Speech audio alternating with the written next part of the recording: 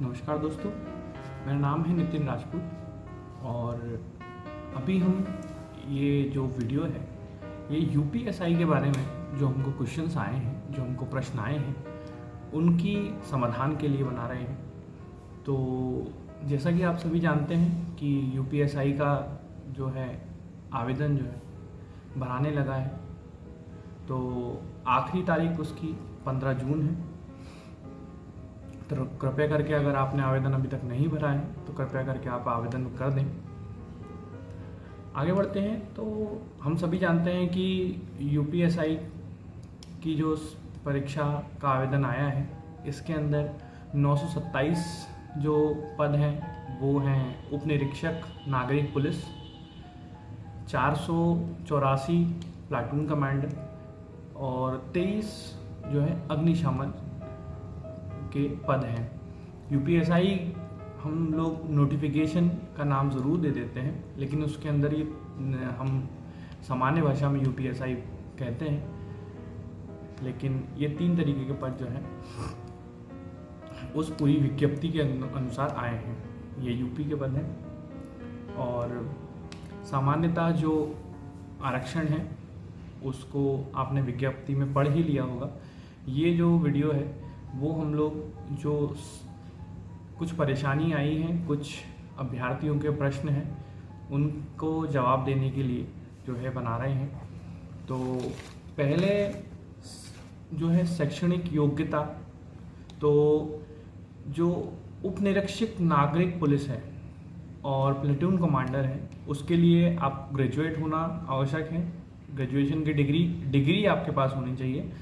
आपको जो आपका मेडिकल सर्टिफिकेट हो, मेडिकल एग्ज़ाम होगा, उसमें आपको अपना डिग्री जो है का फोटोकॉपी, सर्टिफाइड कॉपी, वो आपको दिखाना पड़ेगा। सारे जो डॉक्यूमेंट आपके सबमिट होते हैं जब, तो आपको उस समय जो है अपना सर्टिफाइड कॉपी जो है दिखाना पड़ेगा। आप जो लोग अभी डिग्री के अंदर डिग्री अपना कर रहे हैं, जो 3rd ईयर में हैं या 2nd ईयर में हैं या 4th ईयर उनका कंप्लीट नहीं हुआ है, इस दौरान पूरे एग्ज़ाम के दौरान अगर 4th ईयर कंप्लीट नहीं होता है तो वो लोग जो है इस एग्ज़ाम में पात्र नहीं है। दूसरा है आयु का। तो आयु में न्यूनतम आयु जो है वो 21 वर्ष है और अधिकतम आयु 28 वर्ष है सामान्यतः, सामान्य वर्ग के लिए, और जो लोग सामान्य से परीक्षा दे रहे हैं उन लोगों के लिए। बाकी अगर हम आयु की बात करें तो एसटी, एससी, ओबीसी, इन तीनों के लिए 5-5 वर्ष जो है अधिक हो सकते हैं।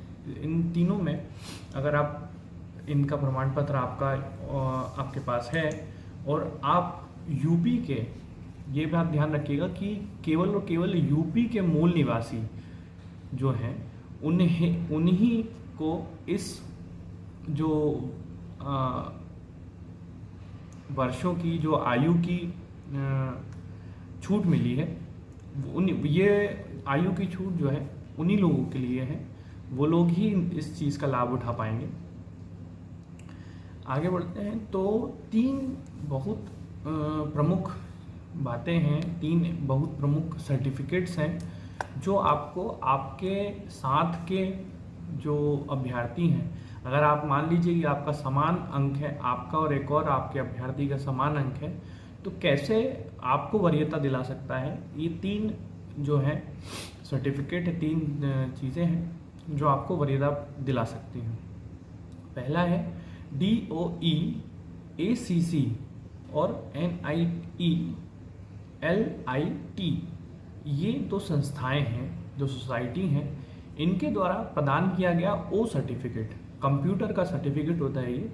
ओ सर्टिफिकेट जो है वो आपको अपने साथ वाले अभ्यर्थी से ज़्यादा जो है ऊपर जो है आपकी वरीयता आपको पहले मिलेगी। अगर कोई भी आप दोनों के पास समान अंक है तो पहले आपको वरीयता दी जाएगी, पहले आपको वो पद दिया जाएगा। दूसरा है 2 साल अगर आपने किसी भी 2 साल आपने किसी राज्य सेना में अगर आपने नौकरी की है, आप राज्य की किसी सेना में नौकरी करते थे या कर रहे हैं, तो आपको वरीयता प्राप्त होगी। अगर कर रहे थे तो आपको उसका सर्टिफिकेट आपको देना होगा। और यदि आप अभी भी किसी सेना में नौकरी कर रहे हैं, राज्य सेना में नौकरी कर रहे हैं, तो आपको उसके लिए जो है एनओसी आपको लेनी पड़ेगी अपने विभाग से। आपको एनओसी लेके उस पर सबमिट करनी पड़ेगी। तीसरा है कि मान लीजिए कि कोई अभ्यर्थी हैं जो आपका साथ के हैं और आपके समान अंक हैं, आपके जैसा ही उनके पास ओ सर्टिफिकेट भी है, या फिर आपके जैसे ही वो भी साथ में दो साल की जो है सेना में आपके साथ थे या फिर कहीं और थे, तो फिर कैसे आपको मिल सकती है, फिर कैसे आपको वरीयता प्राप्त होगी? तो अगर आपके पास एनसीसी का बी सर्टिफिकेट है, एनसीसी का ध्यान दीजिएगा, एनसीसी का बी सर्टिफिकेट है, तो भी आपको जो है आपके समान अंक या समान अंक वाले विद्यार्थी से एक वरीयता ऊपर आपको मिलेगी। आपको जो है पहले पद उनसे मिलेगा। मान लीजिए कि इसके बाद भी जो है आपको समान अंक और समान वरीयता वाले, समान सर्टिफिकेट वाले जो है लोग मिल जाते हैं, तो उसके बाद जिसकी भी आयु अधिकतम होगी, उनको वरीयता प्राप्त होगी। मान लीजिए कि वरीयता के आधार पर इन सब चीज़ों में भी समानता हो जाती है। अगर इन चारों पांचों चीज़ों में भी समानता हो जाती है, तो फिर आखिरी ऑप्शन ये रहेगा कि 10वीं की मार्कशीट जो होती है, आपकी हाई स्कूल की मार्कशीट, उसके अनुसार जिस भी अभ्यर्थी का नाम पहले वर्णमाला में आता है उसको वरीयता प्राप्त होगी। वर्णमाला में जिस भी अभ्यर्थी का जो नाम है, अगर वो पहले आता है, मान लीजिए आपका नाम ए से आता है, तो मतलब आपको पहले वरीयता प्राप्त होगी। तीसरा है आयु। तो न्यूनतम आयु जो है वो 21 वर्ष है, अधिकतम आयु जो है 28 वर्ष है, और आपकी जो अधिकतम आयु है उसमें अगर आप यूपी के अभ्यर्थी हैं और आपके पास एससी, एसटी या ओबीसी का सर्टिफिकेट है, तो आपको 5-5 वर्ष की जो है छूट मिल जाएगी। 5 वर्ष की छूट आपको मिलेगी। लेकिन एक बात बहुत ध्यान रखने वाली है कि अगर आपके पास अभी जो अपना जाति प्रमाण पत्र है, तो देख लीजिए इस विज्ञप्ति जो है उसको आखिरी में लेके जाइए। जाति प्रमाण पत्र का प्रारूप जो है वो दिया हुआ है, उस प्रारूप के अनुसार ही अपना पूरा जाति प्रमाण पत्र बनवाइए। अभी आपने बनवा लिया है तो बहुत अच्छी बात है, नहीं बनवाया है तो आप जो है जाति प्रमाण पत्र के अनुसार ही माफ़ कीजिएगा, प्रारूप के अनुसार ही जाति प्रमाण पत्र बनवाएं, क्योंकि ये प्रारूप जो है उत्तर प्रदेश सरकार के द्वारा निकाला गया है और इस प्रारूप के अनुसार ही आपके जाति प्रमाण पत्र मान्य होंगे। जाति प्रमाण पत्र के साथ साथ जो है आपको मूल निवासी प्रमाण पत्र, ये बहुत आवश्यक है कि आप जाति प्रमाण पत्र के साथ साथ आपका मूल निवासी प्रमाण पत्र भी जो है उस प्रारूप के अनुसार बनवा लें, ताकि आपको आगे चल के कोई परेशानी का सामना ना करना पड़े।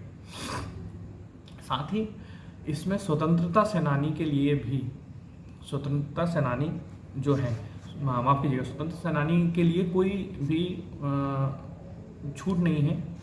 जो भी आपको स्वतंत्रता सेनानी का अगर प्रमाण पत्र आप लगाते हैं तो कोई भी छूट नहीं है, लेकिन उसका भी एक प्रारूप दिया हुआ है। आप कृपया करके उस प्रारूप को एक बार ज़रूर चेक करें और उसके अनुसार ही अपना जो है प्रमाण पत्र बनवाएं। किसी भी तरीके का प्रमाण पत्र बनवाने से पहले अभी एक बार आप विज्ञप्ति के नीचे जाके 3 से 4 प्रमाण पत्र के प्रारूप दे रखे हैं, कृपया जाके चेक करें। मुझे एक क्वेश्चन आया था कि सर हमारे हाथ पे निशान है, हमारे हाथ पे टैटू है या हमारे गले पे टैटू है, तो क्या हम इस पोस्ट के लिए अमान्य घोषित होंगे? तो मैंने पूरा विज्ञप्ति पढ़ी और पूरा नोटिफिकेशन जो है उसमें मुझे कहीं भी ऐसा कुछ नहीं दिखा कि किसी भी तरीके के निशान के कारण अभ्यर्थी को अपात्र घोषित किया जा सकता है। तो इसकी चिंता करने की आपको आवश्यकता नहीं है। यूपीएसआई में तो नहीं, लेकिन यूपीएससी जो सिविल सर्विसेज के एग्ज़ाम्स होते हैं उनमें ज़रूर ये क्लियर मेंशन है कि अगर आपके शरीर पे कोई टैटू है तो आप अपात्र घोषित कर दिए जाएंगे।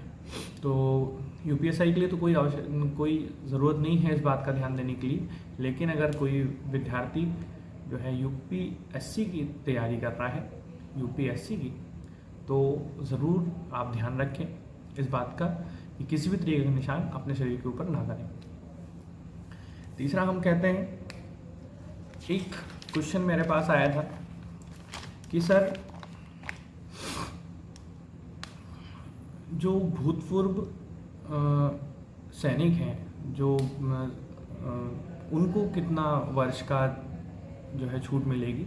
तो इसमें भी 3 वर्ष की छूट है, भूतपूर्व सैनिकों को 3 वर्ष की छूट है, लेकिन और मूल निवासी उनका यूपी होना चाहिए, उत्तर प्रदेश के वो मूल निवासी होने चाहिए, तभी जाके जो है उनको जो भी आयु में आपको छूट मिलनी है वो सभी के सभी यूपी के मूल निवासी लोगों को ही मिलनी है।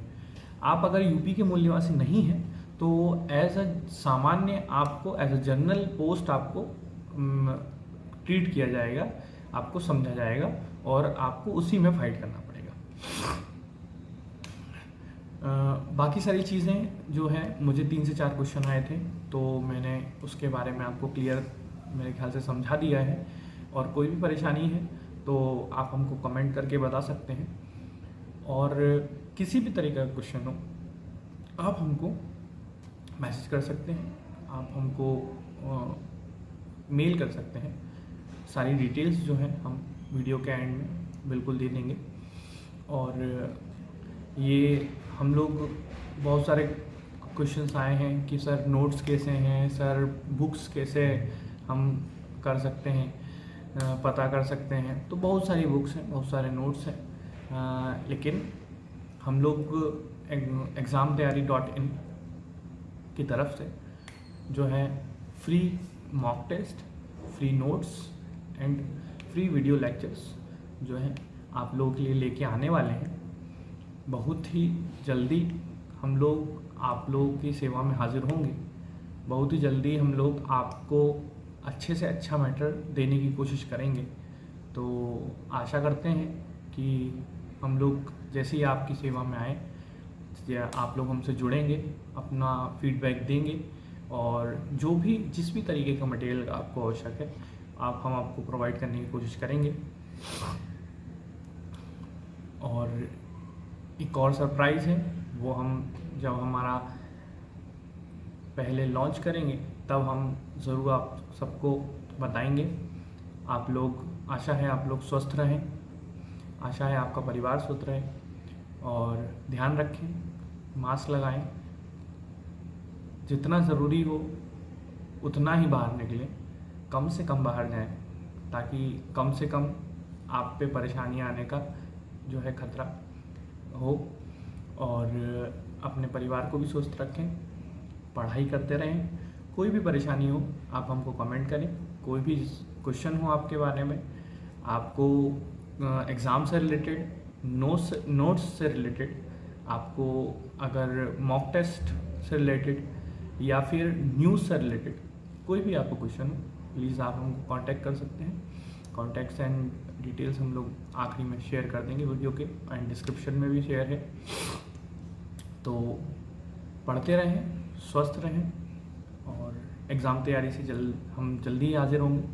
तो एग्ज़ाम तैयारी के साथ जुड़ें, स्वस्थ रहें, मस्त रहें और लड़ते रहें। ये परेशानी, ये दौर, ये भी निकल जाएगा, सब निकल जाता है और आपको नौकरी ज़रूर मिलेगी।